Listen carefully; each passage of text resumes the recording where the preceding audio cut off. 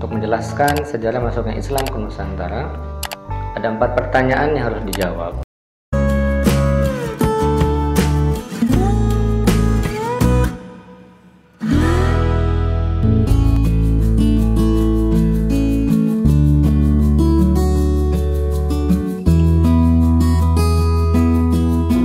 Baiklah sahabat-sahabat sekalian, untuk menjelaskan sejarah masuknya Islam ke Nusantara, ada 4 pertanyaan yang harus dijawab. Yang pertama, kapan agama Islam itu masuk ke Nusantara?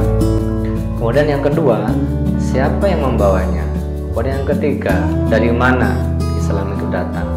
Dan yang keempat, apa buktinya kalau agama Islam itu memang sudah masuk ke Nusantara? 4 pertanyaan ini tidak bisa dipisahkan satu dengan yang lainnya. Tapi biasanya berdasarkan pengalaman-pengalaman, pertanyaan keempatlah yang seringkali oleh siswa sulit untuk dijelaskan menjadi sebuah jawaban.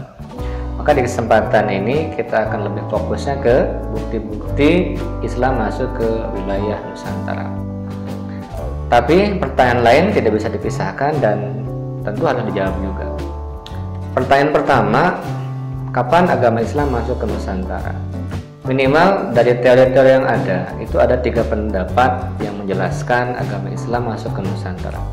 Pertama, pendapat yang pertama bahwa agama Islam masuk ke Nusantara pada abad ke-7 Masehi atau pada abad ke-1 Hijriah. Pendapat pertama.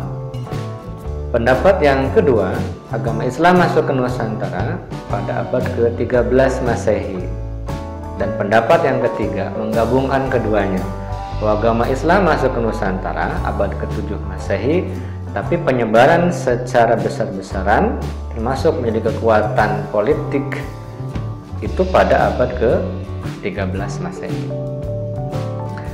Nah, dari pertanyaan yang tadi yang sudah dijawab, kita hubungkan dengan buktinya. Berarti kalau agama Islam masuk ke Nusantara pada abad ke-7 Masehi atau abad ke-1 Hijriah, maka apa bukti yang mengungkap bahwa hal itu memang betul, bahwa agama Islam sudah masuk ke Nusantara pada abad ke-7 Masehi atau 1 Hijriah?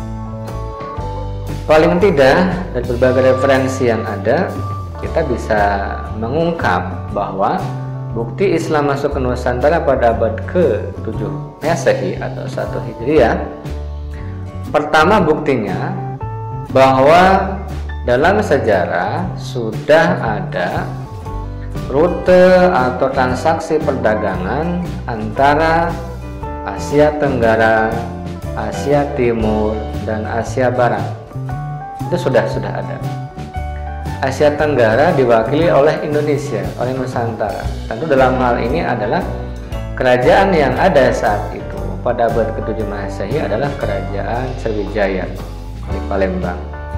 Nah, kemudian Asia Timur. Asia Timur itu diwakili oleh Cina.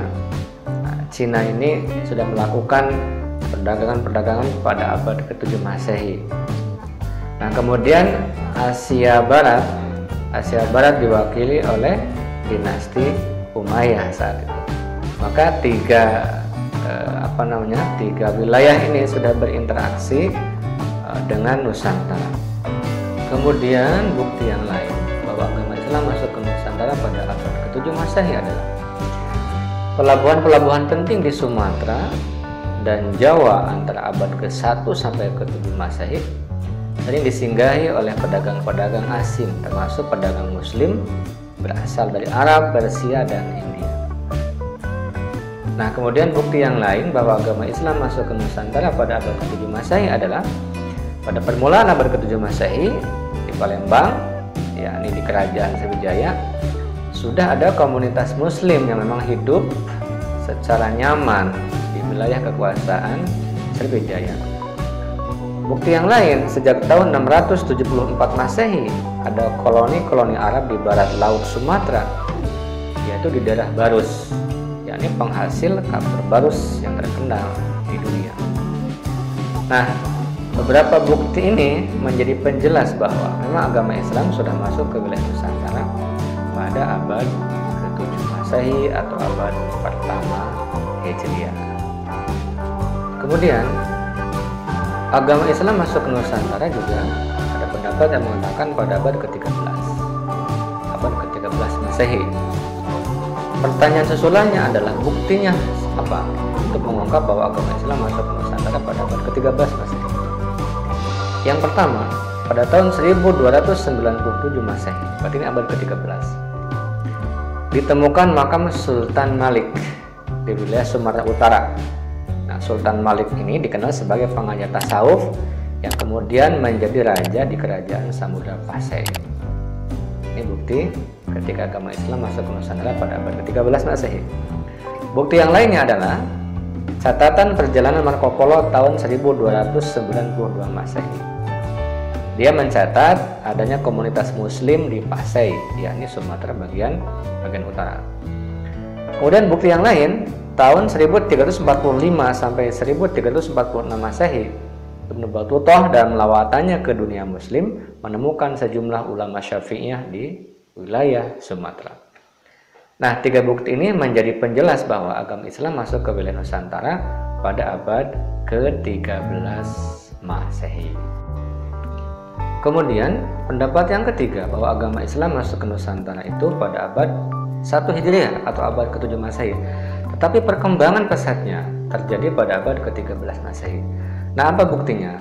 Bukti untuk menguatkan pendapat ini adalah bahwa pada abad ke-13 Masehi lah sudah mulai menguat agama Islam dan muncul kekuatan politik, yaitu kerajaan-kerajaan Islam yang ditandai dengan berdirinya kerajaan Samudra Pasai pada abad ke-13 Masehi. Nah, jadi pendapat ketiga ini ya diperkuat dengan adanya kekuatan politik. Jadi Islam menguat menjadi kekuatan politik berupa kerajaan-kerajaan Islam yang ada di Nusantara. Berarti kalau begitu, ketika menguat sebuah kerajaan Islam atau kesultanan, itu maknanya berarti komunitas Muslim saat itu memang sudah kuat dan sudah menjadi kekuatan politik juga, di samping kekuatan sosial kultural yang ada di masyarakat saat itu. Demikian, mudah-mudahan bermanfaat terutama bagi siswa-siswa kita, bisa memahami sejarah dan juga bisa menghargai sejarah, dan mereka bisa semangat untuk belajar sejarah, untuk belajar dari sejarah.